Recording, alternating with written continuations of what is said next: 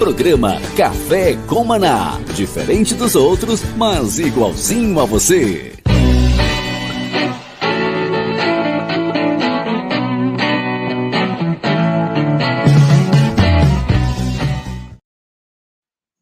Vamos lá, gente. Graça e paz a todos. Shalom, bom dia. Que a glória do Senhor repouse em sua vida, em seu coração. Obrigado pelo carinho, obrigado pela audiência, por você nos seguir, nos amar, nos tolerar, gostar da gente ou não. Mas obrigado por você estar aqui no programa Café com Maná, nos acompanhando na Rádio Sara Brasil FM, também pelo YouTube, pelo Spotify.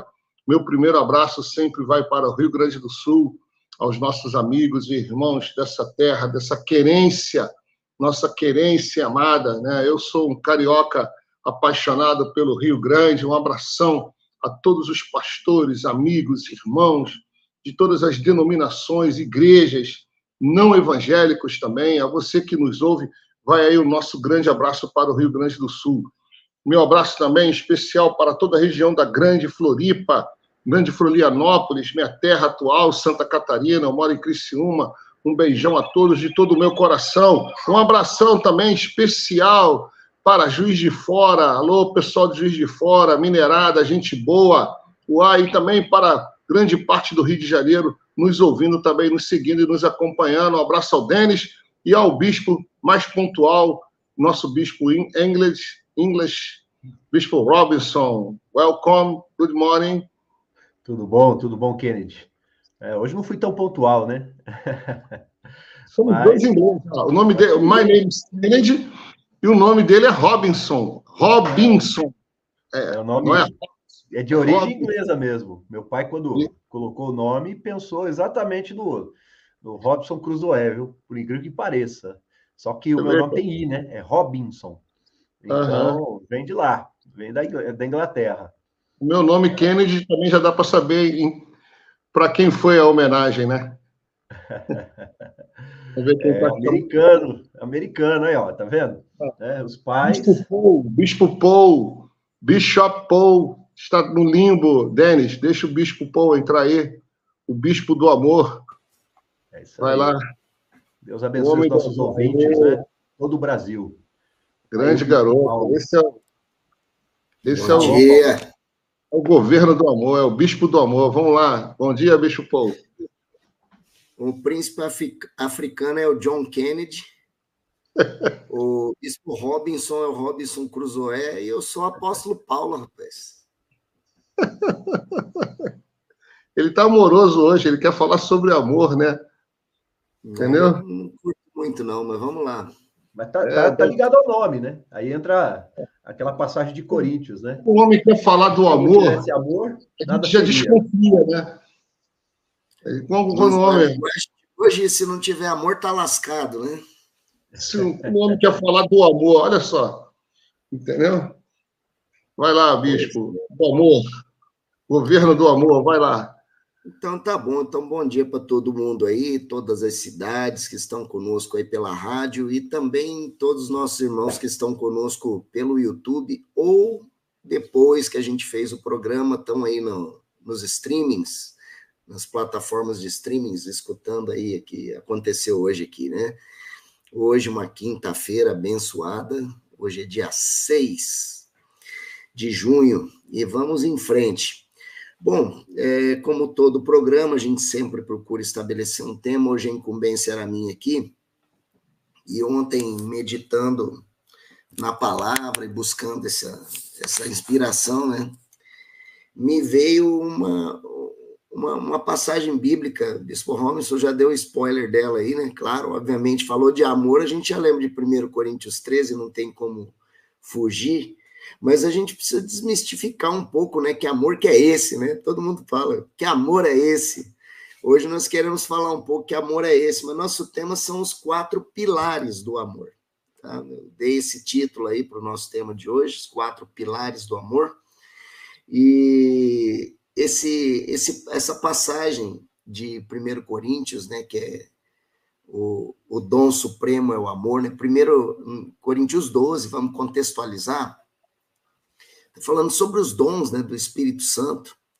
tem os dons do Espírito lá, né? O dom da fé, o discernimento de espíritos, profecia, fala também sobre a interpretação de línguas e as línguas, né? Cada um é um, as línguas estranhas. Também fala sobre a palavra de sabedoria, a palavra do conhecimento, o dom de curar, etc. Aí, quando termina, a impressão que eu tenho é que tem mais um dom, né? Que é algo sobrenatural. Só que fala que é um dom supremo, e que esse dom seria o amor. Aí, então, inaugura dentro da organização bíblica, né? Que a teologia, ao longo das eras, foi produzindo, porque a Bíblia original não tinha essa coisa, né? Ela só tinha o tema do livro, mas não tinha essa coisa como está na impressa hoje. A gente vê ali os capítulos, né, e os versículos. Bispo Hugo está aguardando, Denis. Isso, Bispo Hugo, Bispo João, sejam bem-vindos. Bom dia. Bom Shalom. dia. Deus abençoe. Shalom. Dando continuidade aqui, a Bíblia, como ela tem hoje nas nossas mãos, ela não tem originalmente, ela não tem os capítulos e versículos, né? Ela tem, no máximo, ali o nome do livro, e alguns, até hoje, não se sabe exatamente precisar quem foi o autor, como, por exemplo, Hebreus. Eu tenho lá minhas dúvidas se não foi Paulo, né? Mas pode ter sido algum outro.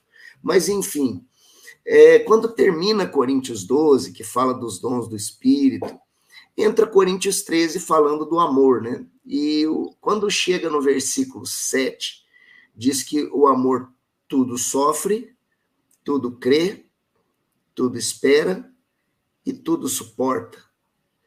Então, eu estou chamando isso aqui, por minha conta, tá? De os 4 pilares do amor.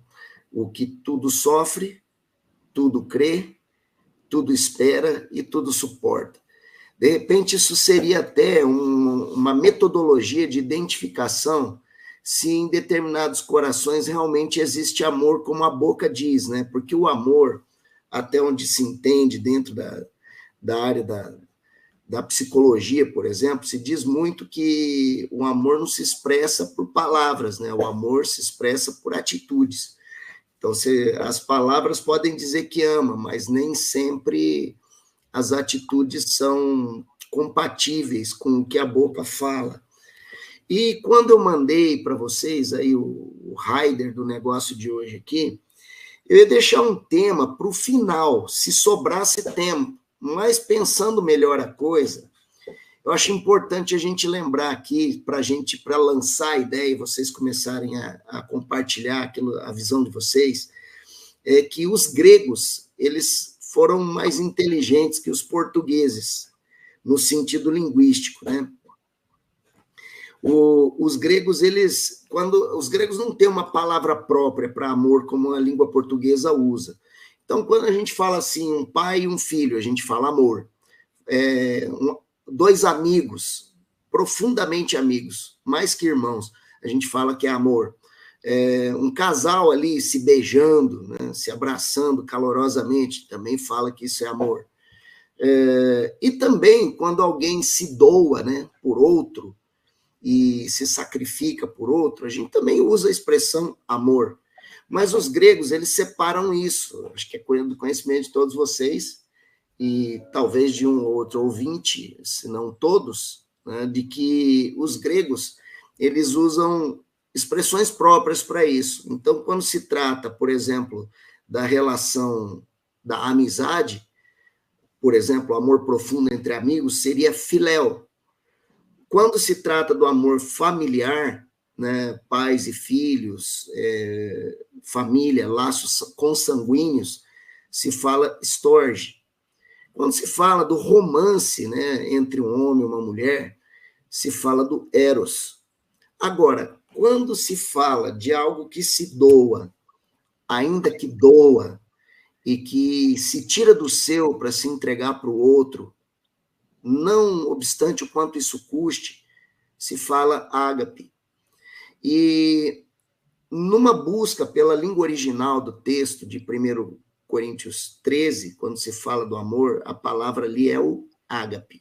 Não tem o filéu, não tem o storge, e também não tem o eros. A palavra ali é o ágape, porque o Novo Testamento ele foi escrito originalmente em toda a língua grega, né?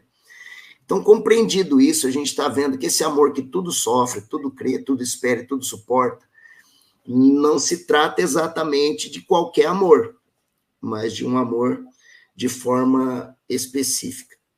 Então, pergunta-se, diante desse entendimento, dessa introdução aqui, considerando esse amor ágape, um amor sacrificial, um amor cujo maior modelo de todos na história da humanidade pertence única e exclusivamente a um que foi homem, Jesus Cristo, que deu sua vida na cruz porque não tinha mérito nenhum.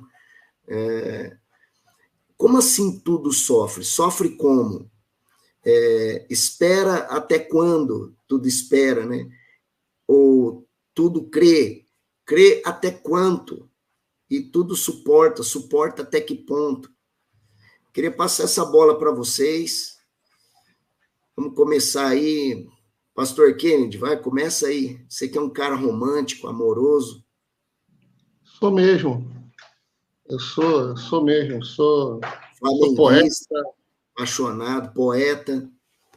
Poeta, já escrevo de vez em quando poesias. Eu tenho uma veia romântica, estou falando sério, depois vocês perguntem para a Célia, bem forte, né? Aqui eu já estava imaginando aqui, você fazendo essa maravilhosa explanação, tudo sofre. Aí eu falo, meu Deus, como eu sofro de amor pela minha mulher. Eu sofro de amor por ela. Eu creio que ela me ama demais, né? Eu sempre estou esperando por ela, só que não suportar é ela que me suporta, entendeu? Porque é muito fácil eu amá-la. Acho que é mais difícil para ela me amar do que eu amá-la, entendeu? Né? Mas esse amor aqui, para mim, é o amor de Deus, né? Deus sofre pelo homem. Aí a minha visão apaixonada de Deus, na minha imaginação, de um Deus romântico, porque Deus é amor, né? E esse amor de Deus pelo ser humano, né, ele sofre por nós. Ele sofreu na cruz, né, e ele continua sofrendo por cada... Aquele amor mesmo que sofre esperando que o homem volte-se para ele. Ele deve sofrer muito, né, porque o homem da criação é a beleza maior da criação. E o homem escolheu tomar outro caminho, como o bispo João falou no programa, o homem pediu o divórcio de Deus, pediu a separação de um Deus que o ama demais. E Deus continua crendo que o homem vai voltar. Ele continua crendo, ele não desistiu, tanto que em Gênesis ele profetiza Jesus, né? Já em Gênesis, a volta do homem, a redenção do homem para ele. Ele me esperou, Deus está te esperando, ele está esperando por você, ele aguarda o seu arrependimento, o seu retorno a ele, né? Ele acredita nisso e ele suporta. Eu fico imaginando quanto Deus me suportou os meus pecados, a minha ignorância, a minha distância, a minha frieza, sabe? Então, não tem explicação maior do que essa sobre amor. O amor é isso aqui. São esses 4 verbos aqui em português: sofrer, crer, esperar e suportar, que é o que o apóstolo Paulo fala em relação do casamento, do matrimônio, né, do homem. Aí a gente faz o paralelo da igreja com Cristo, da noiva com o noivo, e do homem para com a mulher, né? É isso, né? Realmente, para mim, eu tenho uma visão mais romântica desse texto. Mas, teologicamente, revela um Deus inigualável, incomparável. Não existe aí na mitologia ou entre outras religiões um Deus que ame tanto como o nosso Deus. Não tem.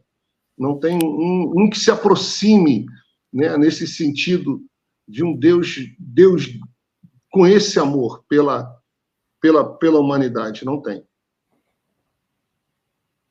Eu vou lembrar de um poema que eu escrevi quando eu tinha 10 anos de idade que fala de amor. Daqui a pouco eu vou lembrar, tá? Vamos lá. Maravilha. Próximo. Tá bom, Bispo Robinson, sua contribuição. Tudo sofre, tudo crê, tudo espera, tudo suporta. Como assim? Até quando? Até quanto? O apóstolo está explorando aqui a complexidade das relações humanas. O amor trabalha isso. Quando você vai para a filosofia, os dois principais nomes no cristianismo, que é Agostinho e Tomás de Aquino, Idade Média, né? Na Idade Média, Agostinho falava que o amor ágape, ele é o centro da vida. E Tomás de Aquino falava que o amor ágape, ele é superior a todos os amores. Ele é mais elevado. Olha que interessante, né? Ágape no sentido de altruísmo, de entrega. E aí Paulo vai escrever 1 Coríntios 13, dizendo, né, eu vou parafrasear para ficar mais claro, né? Ele fala assim, né, se eu não tivesse amor, seria como o sino que soa, né? Enfim, ele está dizendo assim, se eu não tenho amor, eu sou só barulho. Vamos pôr no português bem claro, é só barulho. Se não tiver amor, barulho, está fazendo um barulho grande. Aí ele vai começar a mostrar que o amor é realmente medido por atitudes, como você mesmo colocou. Muito bem, o amor é paciente. Então, se a gente pensar assim, toda atitude, toda falta de paciência pode ser uma atitude de falta de amor. Então, quando os casais brigam muito, tem muito problema aí nessa questão, né? Impaciente, falta, né, nessas atitudes demonstradas, amor, né? O amor não se porta inconvenientemente. Vamos parafrasear para todo mundo entender. Não dá barraco. Os vizinhos não ficam sabendo dos problemas, né, do casal, da família, seja como for, né? O amor é benigno. De fato, né? O que é benigno, né? É fazer o bem, é uma atitude que demonstra esse carinho. É quando o marido abre a porta do carro para a esposa, ou faz uma gentileza, ou usa de um elogio, ou tem uma atitude, né, diferente, ou vice-versa, tá? A esposa, a mesma coisa. É isso aí. O amor é realmente demonstrado em atitudes, é o que Paulo vai mostrar ali, e aí ele vai pegar os 4 pilares que você colocou muito bem, né? Que entendo que está aí dentro da complexidade dos relacionamentos. Tudo suporta. O verdadeiro amor, ele tem uma força, uma resiliência, né? Eu olho para as mães, por exemplo, né? Eu sei que aqui está relacionado a ágape, quer dizer, aquele amor que se dá, altruísta, mas é isso mesmo, uma mãe que ora por um filho a vida toda, que insiste, que recebe, às vezes é maltratada, estou dando um exemplo, poderia ser qualquer outra relação, mas eu olho isso como um ato que vence, porque aqui diz que o amor nunca falha, mas esse amor ágape, é o que você colocou muito bem, não é aquele limite, é o amor que se entrega, nunca falha. Então, os 4 pilares é para demonstrar que o amor que nunca falha é esse que tudo suporta, tudo crê, né? Tá fazendo bobagem, mas crê que vai ser transformado, e ora por isso, e clama por isso, né? Tudo crê, tudo espera. Né? O amor nunca falha. Muito bem, muito bem. Bispo João. Eu estava pensando naquela questão da paixão de Cristo, né? Que a palavra paixão é sofrimento, tem o sentido de patos, né? De dor, de sofrimento. E essa paixão de Cristo está relacionado, né? Nós usamos hoje a palavra paixão no outro sentido, né? Mas a palavra paixão está ligada à ideia de patos, né? De patologia, de dor, de sofrimento, né? Que reflete esse amor, né? Que é o sofrimento que ele teve. Por isso que acho que por isso que Paulo diz tudo sofre, né? Eu creio que quando ele está fazendo essa referência, essas características, está se referindo a Jesus, né? Ontem eu vi eu tenho tido o hábito de, em vez de ver uma série, eu gosto de ver algumas entrevistas durante a noite, né? Antes de dormir, ontem eu estava vendo uma entrevista da Ayaan Hirsi Ali. Ayaan Hirsi Ali é uma mulher, uma das ateias mais famosas do mundo, né? Porque ela era muçulmana e vivia na Malásia, e ela escapou de lá porque estava sofrendo muito, né? E veio para a Europa, veio para a Inglaterra e teve uma formação brilhante, é uma mulher extremamente inteligente, sabe? E ela escreveu um livro chamado Infiel, e ela é uma das que mais brilhantes, assim, era tipo assim, era a mulher dos ateus, né, que atacavam a fé cristã, só com a diferença que ela atacava a fé cristã e a fé muçulmana, dizendo que para ela não tem diferença entre a fé muçulmana e a fé, tudo a mesma bobagem, né? E essa mulher, ela passou por um período de depressão muito grande e ela teve uma experiência com Deus e se converteu, né? Se converteu recentemente, isso não tem um ano, né, da conversão de Ayaan Hirsi Ali. E ontem ela sentou ao lado de um dos seus antigos parceiros de ateísmo, né? Porque o cara fez uma postagem dizendo assim: sério que você se converteu, Ayaan? Você está brincando, né? E aí alguém teve a ideia de pôr os dois juntos, né, para fazer um debate. E eu fiquei muito, muito, muito impressionado com esse debate, pela serenidade. Eu não conhecia ela, tinha ouvido falar, né, mas nunca tinha visto ela falar. Fiquei impressionadíssimo com a mulher, com a serenidade, com a postura. E ela estava ali com o Richard Dawkins, né, que é o ateu mais famoso do mundo, e talvez o mais brilhante de todos.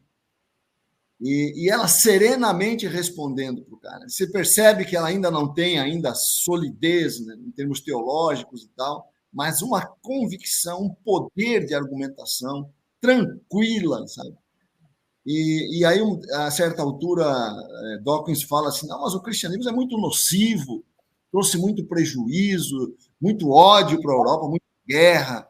Aí ela falou assim, e ela foi um momento assim, foi o ápice, vamos dizer assim, né? Ela falou: olha, eu não encontrei isso no cristianismo. O que eu encontrei no cristianismo foi muito amor. Quando ela falou isso, mesmo sendo uma plateia desfavorável a ela, né, as pessoas não resistiram, aplaudiram, né? Porque foi uma resposta brilhante. Eu não encontrei nada disso que você está falando. O que eu encontrei foi amor, eu encontrei apoio, eu encontrei a presença de Deus, né? Gente, eu fiquei assim, foi melhor do que ver um grande filme, sabe? Ver aquele debate, ver a serenidade daquela mulher. E ela pontuando uma coisa que eu acho fundamental, né? Ela dizendo assim que nós vivemos um tempo dificílimo na Europa, e aqui estavam debatendo nos Estados Unidos, e aqui nos Estados Unidos, onde falando para o Richard Dawkins, vocês desconstruíram o cristianismo, vocês derrubaram tudo que o cristianismo fez aqui, nas universidades, no meio acadêmico, e vocês não deixaram nada em troca. Vocês não deixaram nada. Nós temos visto um vírus terrível, que é do wokeismo. Ela falou assim, o vírus do islamismo. Por que vocês acham que as pessoas estão com as bandeiras do Hamas? Isso não é só revolta, não. Isso é fé muçulmana penetrando nas universidades. Nós temos hoje vocês deixaram um vácuo moral, vocês deixaram um vácuo de significado, um vácuo de propósito, e as universidades estão hoje, alguém vai preencher isso, porque vocês não têm nada para oferecer. O ateísmo não tem nada para oferecer. O ateísmo só diz que não tem nada, que não existe nada. Isso não preenche nada, né? E vocês deixaram um vácuo, e esse vácuo está sendo preenchido, e não do jeito que vocês gostariam, ela diz, né? Cara, sensacional. Mas pontuando nessa linha do que você falou, né? O amor mesmo a gente encontra na fé cristã, o amor verdadeiro, o amor com propósito, com significado, com direção, com verdade. né, você encontra na cruz. A cruz é a maior. A cruz é o grande emblema da fé cristã, mesmo. Não é à toa que nós temos cruz nas igrejas, não é à toa que nós colocamos cruz nas igrejas, porque a cruz é o maior emblema de amor, incrível, né? Um meio de execução se tornou o maior emblema de amor da história. Que coisa tremenda. Bispo, manda para nós lá no grupo, lá, essa entrevista aí. Agora eu fiquei curioso, hein? Deve ser vibrante assistir. Ouvir já é maravilhoso, imagina, assistir é vibrante. Bispo Hugo, sua contribuição, meu amado. Eu estava ponderando aqui, por que as pessoas não entendem o amor da maneira correta, né? E fazem interpretações do amor de maneira incorreta, vamos dizer assim. Meio generalística, né? O amor que você está falando aí, tudo sofre, esse amor, ele é desconhecido, as pessoas não entendem, eles não têm o alcance para compreender. E isso é bíblico, né? Eu estava lendo aqui Oséias 4:11, que diz que a promiscuidade, a sensualidade é o termo, né, que está na revista e atualizada, a sensualidade e o mosto tiram o entendimento. E, na verdade, essa palavra entendimento, ela, no hebraico, ela fala rouba a alma, no original, porque o entendimento ali no hebraico é leb. Leb é vida interior, é alma. Não é entendimento, né? Rouba a alma da pessoa. E uma sociedade que vivemos hoje, hedonista, uma sociedade voltada para o prazer, ela perde o entendimento, segundo Oséias 4. Ela fica sem compreensão da verdade. Então, e até mesmo nós, né, que somos crentes, lá em Efésios 4, Paulo nos exorta para sermos fortalecidos no homem interior por meio do poder do Espírito Santo, enraizados em Cristo, para que possais compreender as dimensões do amor, né, a profundidade, a altura, a largura. Então, entender esse amor é sobrenatural, é uma revelação divina. Porque só quem entende o amor é tomado de toda a plenitude, diz Efésios 4. Então, eu fico pensando, né, uma sociedade promíscua, uma sociedade embriagada, porque gosta do mosto, gosta da embriaguez, ela gosta de drogas, quer liberar drogas, ela ama o álcool absurdamente. Então, é uma sociedade que foi roubada na sua alma. Por isso não entende o amor, ela não tem percepção, ela não. O que nós estamos falando aqui, ela até acha bonito. Às vezes uma pessoa que é progressista está aqui ouvindo a gente, ela vai falar, nossa, isso até que é legal, né? Tudo sofre, tudo crê, isso é o perfeito, mas a pessoa não vai entender para poder viver, porque nós vivemos o que entendemos, né? Então, eu creio que a dimensão desse amor, né, exatamente, ela é infinita, ela excede o entendimento, ela não cabe no entendimento humano para você dizer o quanto é, até quando e quanto, né? Em que momento? Em todos os momentos de forma infinita, porque não vem de fonte humana, mas vem de fonte divina, revelada. Isso me encanta, cara, né? Então, eu não quero ser encantado por promiscuidade, eu não quero ser encantado por drogas, eu não quero ser enganado na minha alma, que é isso que Oséias 4:11 fala. Tira o entendimento, rouba a alma da pessoa. Bispo Hugo, assim, é interessante o que você está colocando, porque o verdadeiro amor supera o egoísmo, que é exatamente o que Oséias está dizendo. Essas duas questões, elas estão muito ligadas ao egoísmo. E se tenho um verdadeiro amor, as minhas decisões são autênticas, são poderosas. O verdadeiro amor me leva a decisões coerentes, corretas, com relação aos outros, né? Ao próximo. Os mandamentos, né? Todos eles podem ser resumidos em dois, não é isso? Amar a Deus acima de tudo e ao próximo como a ti mesmo. Mas entender esse amor é fundamental. Fundamental. E é interessante você entender a bênção dada a Abraão em Gênesis 12, quando Deus diz para ele, ser tu uma bênção. Ali o termo no hebraico é ser tu uma fonte. Fonte, né? Uma pessoa que e é isso que Jesus prometeu lá em João 6, né? Aquele que crê em mim, rio de águas vivas fluiriam do seu interior. Esse rio de amor, né? Esse rio de compreensão, esse rio de interesse pelo outro. de querer tirar a pessoa do buraco. Eu acho que esse amor, ele se revela na proclamação do evangelho. A Gisela gosta de afirmar que o amor é o que o amor faz, né? Então, eu acho importante, né, esse tema de hoje, porque desmistifica essa coisa de que fica essa coisa piegas de amor, né? Não é piegas, é prático, é fundamental, é essencial para a preservação da humanidade. Também. Tremendo. Tá pedindo, Paulo, só um momentinho. Só fazer um corte aí para dar uma atenção para o chat. Isso. Tem algumas pessoas pedindo aqui no chat o nome dela, Bispo João. Se puderes colocar ali no chat do YouTube o canal onde você assistiu, né? Aqui as pessoas estão pedindo aqui, tá bom? Tá. Colocar no chat do YouTube. Eu vou digitar no chat aqui. Isso. Só puxar aqui um pouquinho. Eu estou com outro computador aqui à minha frente. Bom, daqui a pouco eu dou uma digitada. Melhor antes de parar, porque aqui vai bagunçar meu coreto aqui um pouquinho. Mas só dar uma atenção aqui, o pessoal está participando bastante aqui. Márcia Bispo, Ana Paula, Sinara Magueta, Andréa Surânia, Carla Gasparotto, Barbearia Dom Rafael, Ana Gonçalves. Tem um tal de Kennedy Prado, primeira vez que aparece aqui. Omar Nasser, sempre presente. A Lisiane Rosa, a Mary Emiliano, Andréa Duque, o Bispo Arthur Coutinho, sempre conosco, meu precioso pai. Também temos aqui a Maria Rodrigues, né? Maria Rodrigues destaca: todavia Deus, que é rico em misericórdia, pelo grande amor com que nos amou, deu-nos vida com Cristo quando ainda estávamos mortos em nossas transgressões. Pela graça, vocês são salvos. Maria da Zona Norte, ela é da Zona Norte. Isso. Abraço, Maria, fica na paz. Efésios 2, 4 e 5. O Bispo Arthur destaca aqui Jeremias 31, 3, onde diz assim: de longe se me deixou ver o Senhor, dizendo, com amor eterno eu te amei, por isso com benignidade eu te atraí. Né?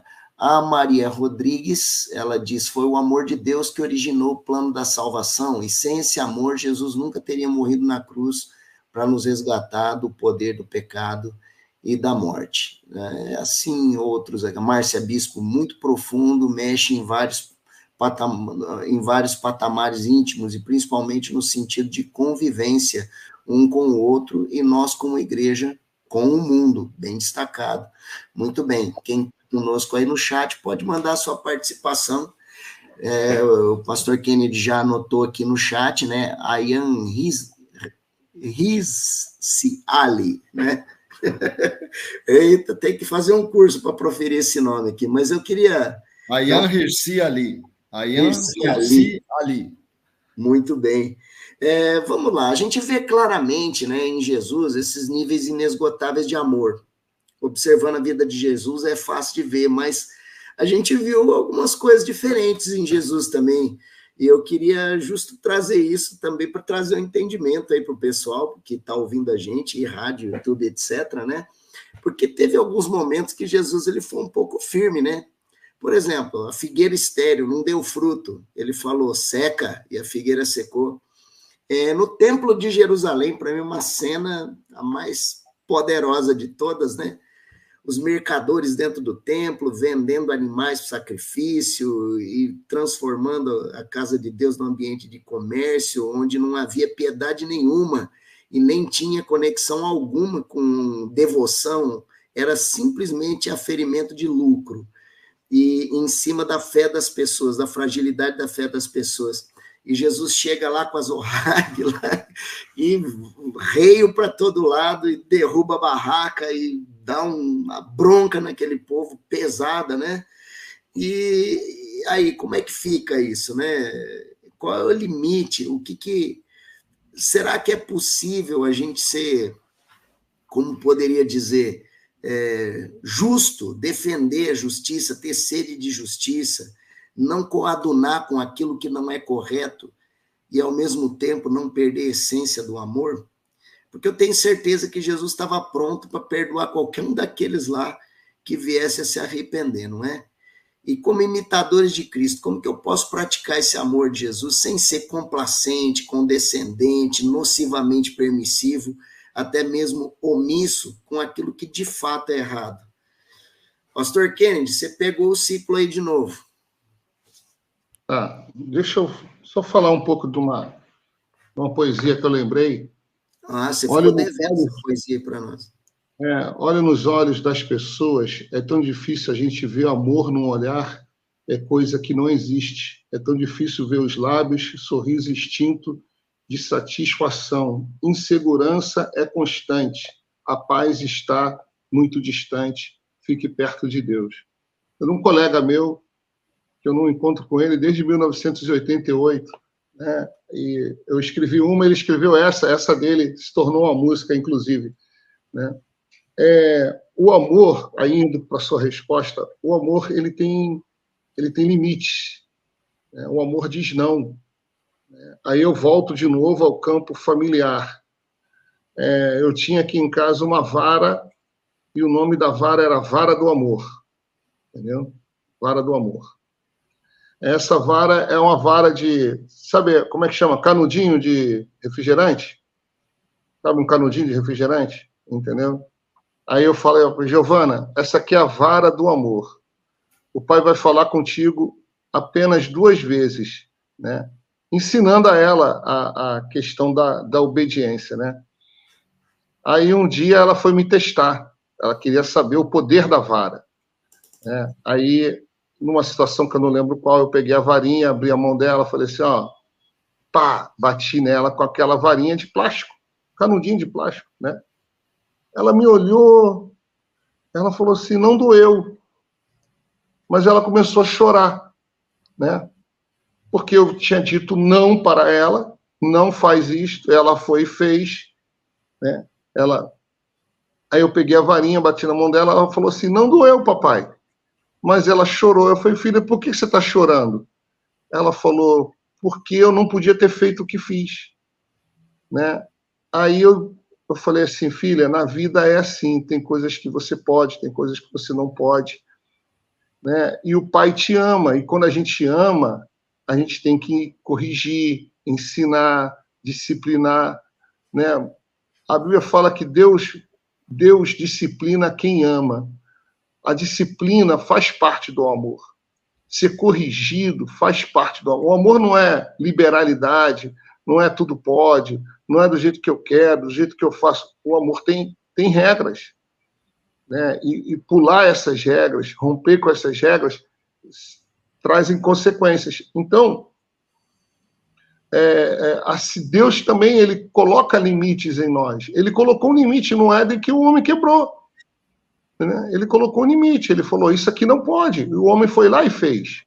E o homem continua sendo assim hoje também, né? Fazendo aquilo que não pode fazer, sabendo que não pode fazer. Porque eu costumo dizer que quando nós erramos sabendo que estamos errando, né? Ninguém erra sem querer. Foi sem querer, eu te dei um soco sem querer. Acertei teu olho sem querer, falei uma palavra que te ofendeu sem querer. Não. Então, é muito importante esse entendimento que o amor, ele disciplina. Mas a disciplina de Deus, como também deve ser a disciplina de um pai, ela tem que ser com amor também, né? Tem que ser com amor também, principalmente isso, entendeu? Né? Ser corrigido com amor. É interessante. O amor, quando você corrige com amor, dói muito mais do que quando um pai corrige com raiva, com ira, né, com aquela expressão de agressão. Não causa o efeito. Agora, quando você fala assim, puxa, filho, papai vai ter que te deixar em casa de disciplina, você não vai ver, você não vai brincar, você não vai sair, como isso me dói. Isso dói mais do que, às vezes, o grito, a surra, a violência. É essa disciplina. Jesus, ele nos ama tanto que e tem vários casos na Bíblia desse Deus que ama, mas ele exerce o juízo e a disciplina. Parece um pouco diferente, distante da nossa realidade, mas o amor tem muito a ver com a palavra não.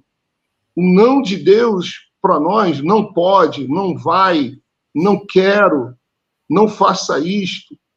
É amor puro de Deus, é como o amor de um pai, de uma mãe pelos seus filhos. protegendo, né, no sentido de proteção. Muito bem, Bispo Robson. O que Jesus fez, né, de forma firme, seja no templo, e ele estava corrigindo, né? Tanto é que a orientação dele depois foi: minha casa será chamada casa de oração. Está corrigindo. Então, o amor tem atitudes, né, firmes e corretas. Nós não podemos ignorar isso, né? Um pai que ama um filho, ele quer formar seu filho segundo, né, aquilo que ele tem no coração para o filho. Nenhum pai que é um filho perdido, destruído, né, viciado, cheio de hábitos errados. Então, se ele não quer isso, ele tem que corrigir. Ele precisa corrigir. E o amor tem atitudes corretas. O amor, as verdadeiras atitudes do verdadeiro amor, elas formam. A gente, quando corrige um filho, nós estamos formando ele. Assim como na igreja, né? Nós pegamos a palavra de Deus e corrigimos. Primeiro os nossos próprios corações, né? Porque se deixar o coração solto, misericórdia, né? Se deixar o coração ser seduzido pelos desejos do mundo, o Bispo Hugo colocou muito bem, né? Colocou 2 ali no livro de Oséias, mas tem tantas outras coisas que seduz o homem, né? Que desperta desejos carnais e tal, precisa ser corrigido. O amor, ele vai trabalhar isso. Aí tem alguns versículos, né? Provérbios 15:5, ó. O insensato faz pouco caso da disciplina de seu pai, mas quem acolhe a repreensão revela prudência. 1 Coríntios 11:32. Quando, porém, somos julgados pelo Senhor, estamos sendo disciplinados para que não sejamos condenados com o mundo. Provérbios 10:17. Quem acolhe a disciplina mostra o caminho da vida, mas quem ignora a repreensão desencaminha outros. E assim vai, né? Tem vários versículos, várias direções na Bíblia que mostram a importância da disciplina e da firmeza, de corrigir o coração, de, né, ajustar as coisas. Jesus fez isso. Jesus corrigiu Pedro, né? Pedro falou uma bobagem e Jesus, ele corrige Pedro. Passava desapercebido, não, né? Firme com o discípulo, tinha que corrigir, né? Nós vemos Jesus, né, orientando algumas coisas, né? Tu me amas, uma fala muito forte de Jesus, né? Apacenta as minhas ovelhas. Pedro já tinha voltado a pescar, né? As atitudes de Pedro estava desiludido. Me ama, então volta a pescar. E a gente trabalha assim, né? Principalmente na igreja, né? E na casa também, na família, principalmente. Muito bem, Bispo João. A Bíblia não fala, conhecereis o amor e o amor vos libertará, né? Porque mesmo o amor, né, tem que ser guiado pela verdade, né? A lâmpada para nós vivermos as coisas na vida, inclusive o amor, é a verdade, né? Nós precisamos ser guiados pela verdade. O amor precisa ser guiado pela verdade, porque a verdade é que nos mostra como é que nós temos que usar a nossa liberdade. Na verdade, o nosso problema é justamente um problema de uso da liberdade. Nós somos livres, mas nós não somos livres para fazer o que nós queremos, para fazer o que nossos desejos querem. Nós somos livres para buscar aquilo que é bom para as pessoas, aquilo que é bom para o outro. Nós somos livres para abençoar nossa comunidade, nossa igreja, nossa família. Então, a liberdade deve ser usada para abençoar os outros, não deve ser usada para satisfazer egoisticamente meus desejos. Essa visão da liberdade que a Bíblia traz, né, é que traz saúde para as relações das pessoas. Eu não sou livre para fazer o que eu quero, não sou livre para conduzir essa igreja do jeito que eu quero. Eu não sou livre para viver como marido, como pai, do jeito que eu quero. Não tem essa liberdade. Isso não é liberdade, né? Ao contrário, quando eu uso a minha liberdade para fazer coisas que danificam as pessoas, né? Que traz dano para as pessoas, eu estou sendo escravo, na verdade, não estou sendo verdadeiramente livre, como diz a palavra de Deus, né? Agora, como é que eu vou saber o que é que traz dano para as pessoas e o que é que traz dano para a minha relação com Deus? Como é que eu vou saber isso? Não tem como eu saber, porque, por exemplo, tem gente que acha que fumar não faz mal nenhum. Eu só estou fazendo dano a mim mesmo, eu só estou fumando aqui, uai. Eu não estou causando dano para ninguém. O máximo que eu posso estar causando é um dano para mim. Eu posso fumar livremente, mas, na verdade, quando você fuma, você cria um modelo, né? As pessoas vão se basear, vão olhar para você, vão querer fazer a mesma coisa. Então, determinadas atitudes que parecem que não fazem dano ao outro, fazem sim, né? Não existe essa coisa da ilha, da solidão, em que eu posso fazer tudo o que eu quero. Então, é por isso que eu preciso saber a diferença entre o que é bom e o que é ruim. E quem vai me ensinar isso não sou eu, não é meu coração, não é minha cultura. Quem vai me ensinar isso é a palavra de Deus. É a palavra do Senhor, é que vai me orientar sobre o que é bom e sobre o que é mal, né? E quando o amor diz não, quando o amor usa o chicote, né, como Jesus usou, quando o amor é severo, né, é porque nós precisamos proteger a coisa amada do mal. Como é que eu vou proteger a coisa amada, o objeto do amor, do mal, se eu não sei o que faz mal? Se eu misturo o bem com o mal, se eu misturo o doce com o amargo, e permito que o mal entre na minha casa, permito que qualquer forma de relação sexual entre na minha família, eu não estou protegendo do mal. Eu estou há muitas coisas que nós estamos admitindo por causa da cultura, por medo de dizer não para a nossa cultura. Muitas igrejas estão permitindo coisas malignas no seio da sua relação, por medo de dizer não, por medo de ser severo. Mas o amor, ele tem que ser severo contra o mal, porque senão ele não vai proteger a coisa amada, né? O amor protege, o amor guarda.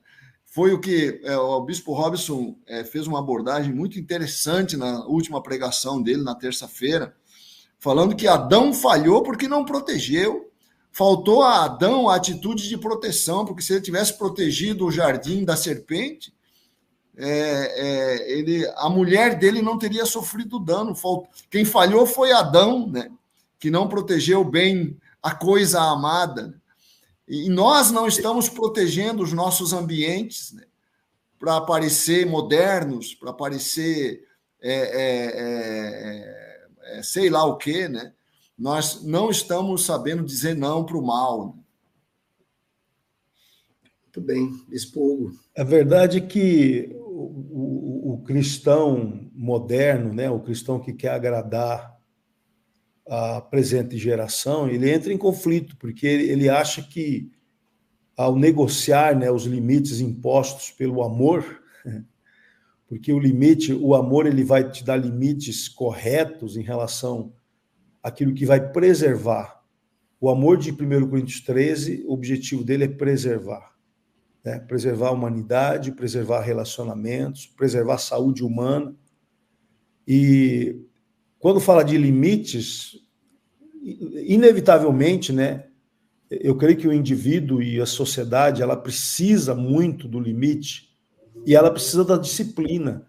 Até o indivíduo mesmo precisa, né, do limite e da disciplina para que você possa crescer com saúde, para que você possa desenvolver tanto o indivíduo quanto uma família, quanto uma sociedade.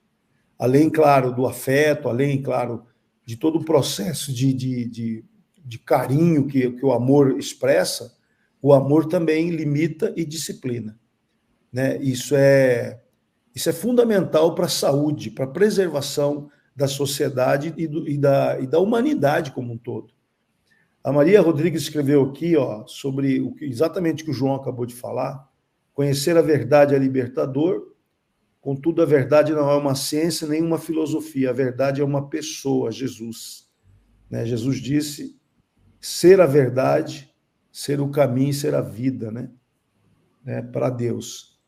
E ela depois diz, conheça a verdade através da Bíblia e desfrute da verdadeira liberdade em sua alma. Né? Então, eu creio muito que nós...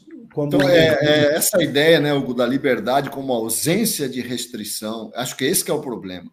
Nós temos uma ideia que a liberdade é a ausência de restrição. E a liberdade não é isso, cara. Liberdade, você recebe tua liberdade para você fazer o que é bom, para você buscar o bem comum, para você buscar o bem da tua família. Por isso que eu não tenho liberdade para adulterar. né? Eu não tenho liberdade de me divorciar da minha mulher. Eu penso muito isso, sabe? Ah, não, porque tá difícil. Não, eu não me dou essa liberdade. Eu não me dou a liberdade de me divorciar, cara. Eu não tenho, porque tem coisas maiores do que a minha realização pessoal. Esse que é o problema. O grande problema hoje é uma pessoa não ter nada maior do que a sua realização pessoal, do que a sua gratificação pessoal, do que a sua felicidade pessoal. Tem coisas que estão acima da nossa felicidade pessoal, ainda que você tenha passando por uma crise, passando por isso, passando por... Tem coisas que você não tem liberdade. Eu não me dou essa liberdade. Deus não me dá, graças a Deus que ele não me dá certas liberdades.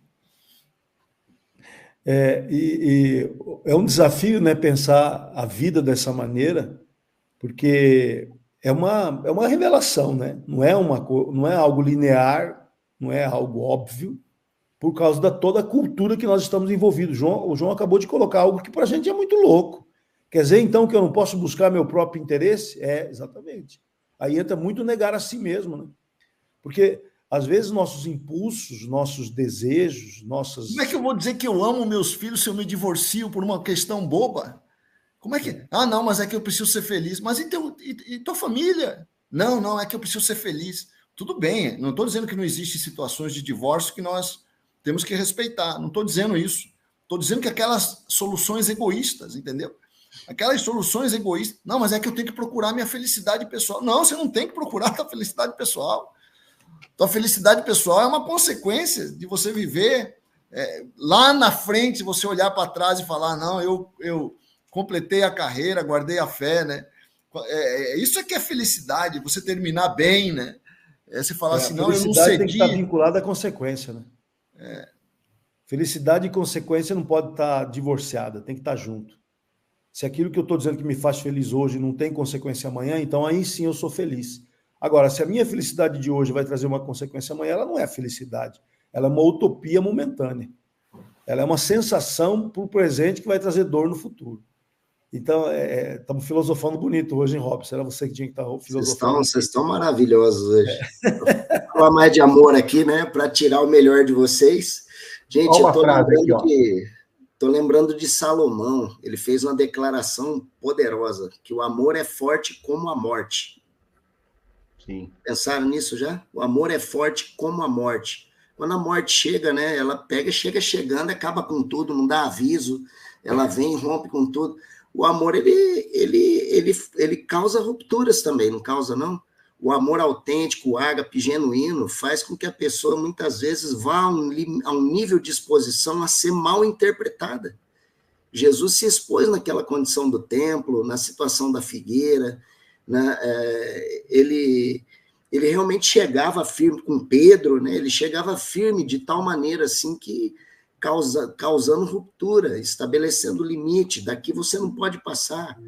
Eu me lembro uma vez que o Bispo Cirino, nosso mestre, né? Mestre de todos nós aqui, o Bispo Cirino uma vez estava contando num centro de obras, ministrando para a gente, e ele deu um exemplo que uma vez a filha dele começou a entrar num embate com ele, de querer uma coisa, e ele resistindo, né? E ela persistindo ali com ele, fazendo um certo nível de birra até, e ela olhou para ele e falou, mas por que não? E ele olhou para ela e falou assim, não porque eu te amo.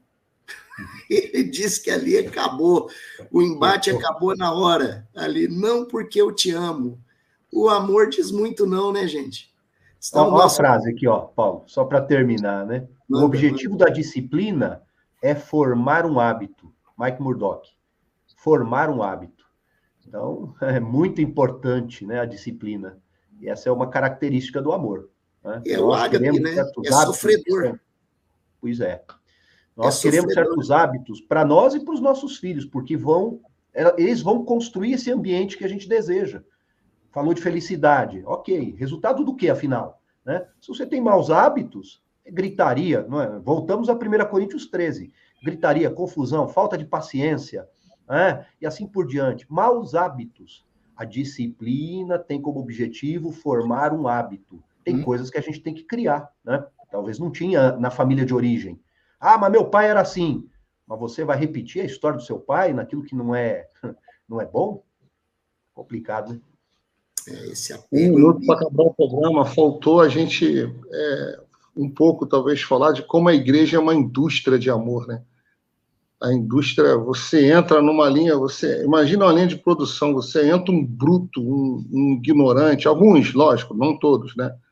Mas uma pessoa dura, radical, vazia de amor, passa pela cruz, sai.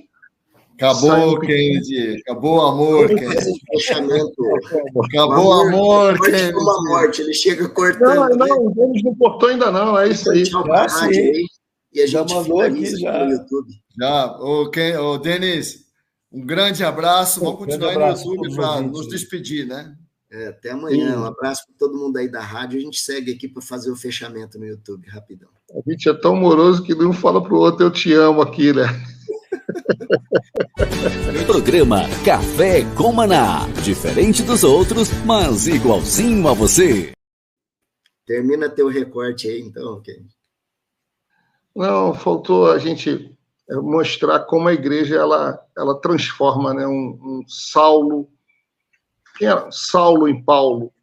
Né? Saulo era um homem sanguinário, né? um homem ruim, mau, na sua essência de vida, de ser, sem uma vírgula de compaixão.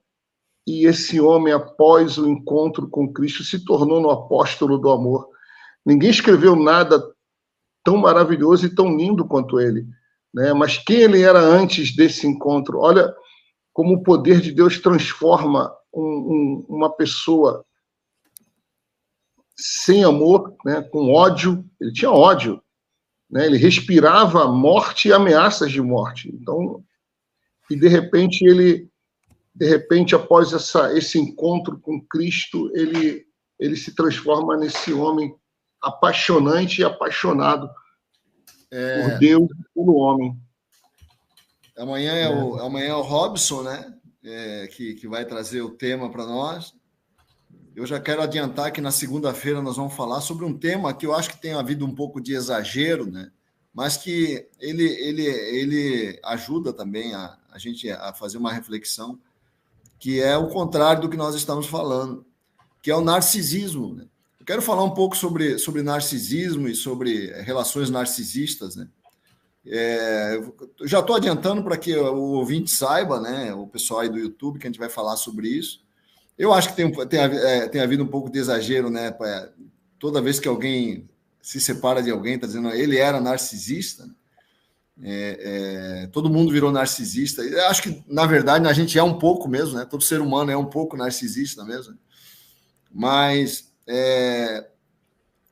eu quero falar sobre isso, sobre essa perspectiva, né? Das relações humanas e da liderança da igreja, né? Da liderança narcisista, né? Que eu tenho lido um pouco sobre isso também, né? Que muitos dos abusos que se tem visto nas igrejas no mundo, né, tem relação com um pouco dessa liderança narcisista, que é ao contrário do que nós falamos hoje. Vamos falar sobre isso na segunda-feira, então. Tá certo. Vamos fazer o fechamento, então. Deixar um abraço aí para todo mundo do YouTube. Né? Obrigado pela participação ativa de vocês no chat aí, contribuindo, né? Sempre deixando o seu pensamento também. É muito importante aqui para a gente, que fica o pedido nosso para você compartilhar nossos programas aí nos seus grupos de WhatsApp, nos ajudar a divulgar. A gente não faz impulsionamento, não faz nada disso, né? Nós crescemos de forma orgânica, pura e simples, e o objetivo é levar edificação para a sua vida, trazer clareza, né, para o seu entendimento. Fica aqui meu abraço aí para todos. Deus abençoe mais uma vez. Obrigado pela participação. Grande abraço, gente. Um abraço a todos. Um abraço, Denis. Abraço, tchau, Denis. tchau.